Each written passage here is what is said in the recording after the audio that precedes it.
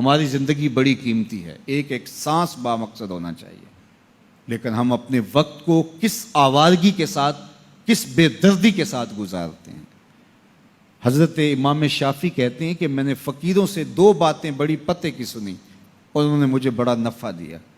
یہ بہت بڑے بزرگ ہونے کے باوجود، اتنے بڑے عالم اور فقیہ ہونے کے باوجود، یہ درویشوں کی صحبت میں جا کے بیٹھتے تھے۔ حضرت امام احمد بن حنبل کو کسی نے دیکھا کہ حضرت بشر حافی کے پیچھے دوڑ رہے ہیں، تو کسی نے کہا اتنے بڑے امام ہو اور اتنے بڑے فقیہ ہو، اس فقیر سے کیا ڈھونڈتے ہو، بشر حافی سے کیا تلاش کرتے ہو؟ تو حضرت امام احمد بن حنبل نے کہا کہ احمد بن حنبل جس رب کو مانتا ہے، بشر حافی اس رب کو جانتا بھی ہے۔ تو فقیروں کی باتیں بڑی پتے کی ہوتی ہیں، تو کہتے ہیں کہ فقیروں کی 2 باتوں نے، امام شافعی بولے، کہ مجھے بڑا فائدہ دیا۔ ایک تو یہ الوقت سیف قاطع، وقت کاٹ دینے والی تلوار ہے، اگر وقت کو تم کاٹو گے تو ٹھیک، ورنہ وقت تمہیں کاٹ دے گا۔ اب تمہاری مرضی ہے کہ وقت کے گھوڑے پہ تم سوار ہو کے اپنی مرضی سے وقت کو چلاؤ، یا پھر تم وقت کے رحم و کرم پہ ہو اور اس کی موجیں تمہیں جس سمت چاہیں بہا لے جائیں۔ اب تمہارا اختیار ہے کہ تم اپنا وقت کیسے گزارتے ہو۔ دوسری بات جس نے مجھے بڑا نفع دیا وہ یہ کہ اپنے آپ کو نیکی کے کاموں میں لگا دو، ورنہ نفس تمہیں برائی کے کاموں میں مشغول کر دے گا۔ اپنے ارد گرد تانا بانا ایسا بن لو، اپنے حالات ایسے بنا لو، اپنی دوستی ایسی وضع کر لو کہ تم نیکی کے ماحول میں رہو، ورنہ شیطان برائی کے اندر مبتلا کرنے میں دیر نہیں کرے گا اور نفس تمہیں جو ہے وہ شر میں مبتلا کر دے گا۔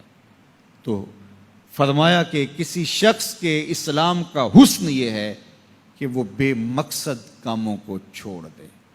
ہم تو بعض اوقات بیٹھتے ہیں تو گھنٹوں بے مقصد بیٹھے رہتے ہیں اور قیمتی سے قیمتی وقت ضائع کرتے ہیں۔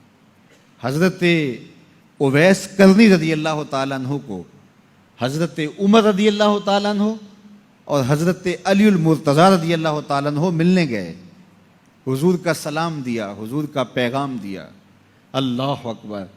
تو ویسے کرنی تو تڑپ گئے نا، چشمان سے آنسو ہیں اور بار بار پوچھتی ہیں میرے حضور کے لبوں پہ میرا نام کیسے آیا تھا۔ حضور نے کہا تھا نا کوئی اویس بن عامر کو ملے اور میرا سلام دے اور اس سے کہے کہ میری امت کی بخشش کی دعا کرے، اللہ اکبر۔ تو یہ ملنے گئے حضور کی وصیت اور حکم کے مطابق، حضور کا سلام دیا، تو یہ بار بار کہتے تھے حضور کے لبوں پہ میرا نام کیسے آیا، اللہ اکبر۔ تو جب یہ تڑپ دیکھی تو کہا اتنی محبت اور اتنا پیار تو حضور کو ملنے نہیں آئے، حضور کو دیکھنے نہیں آئے۔ تو حضرت اویس کرنی فرمانے لگے تم نے میرے حضور کو دیکھا ہے؟